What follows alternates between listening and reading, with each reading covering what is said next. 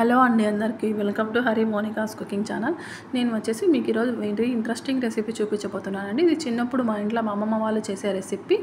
దీనికి వచ్చేసి left over సంగటి, రాగి సంగటి ఉంటుంది కదా, అది కావాలండి. మధ్యాహ్నం చేసుకుంది మాత్రమే రాత్రికి యూస్ చేసుకోవాలి, మరుసటి రోజు అట్లా యూస్ చేసుకోకూడదు. సంగటి తీసుకుని మనకు సరిపడినంత మిగిలినది రైస్ ఫ్లోర్ యాడ్ చేసుకోవాలండి. రైస్ ఫ్లోర్ వాటర్ వేయకుండా సంగటిలో ఉన్న తడికి ఎంత సరిపోతుందో అంత మాత్రమే వాడుకోవాలండి. దానికి పచ్చిమిర్చి, ఆనియన్స్, జీలకర్ర, సాల్ట్, కొత్తిమీర, కరివేపాకు, తెల్ల నువ్వులు, క్యారెట్ ఇలా అన్నీ యాడ్ చేసుకోవచ్చండి. మనం దాంట్లో ఉన్న తడికి మాత్రమే సరిపడా బియ్యం పిండి వేసుకుంటూ అప్పుడప్పుడు కొంచెం కొంచెం వేసుకుంటూ కలుపుకోవాలండి. ఇలా ముద్ద రావాలి మనకి తట్టుకునేమైనా.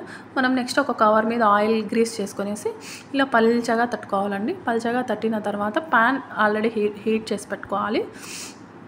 హీట్ అయిన తర్వాత రొట్టె వేసేసి మనం లో టు మీడియం ఫ్లేమ్ మాత్రమే కాల్చుకోవాలండి, అప్పుడే బాగా కాలుతుంది. నెక్స్ట్ వచ్చేసి రొట్టె వేసుకున్న తర్వాత లిడ్ క్లోజ్ చేయాలండి. లిడ్ క్లోజ్ చేస్తే పైన రొట్టె అనేది ఆరిపోకుండా ఉంటుంది. మనకి రాగి అనేది చాలా ఐరన్కి మంచిది కదండి, పిల్లలకి కానీ మనకి కానీ.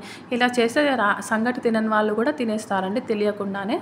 ఇలా లిడ్ క్లోజ్ చేసుకొని లో టు మీడియం ఫ్లేమ్ మాత్రమే కాల్చుకొని అప్పుడే రొట్టె బాగా కాలుతుందండి. లేకపోతే అంత బాగా కాలదండి. అంతే అండి. Subscribe to my YouTube channel. Thank you.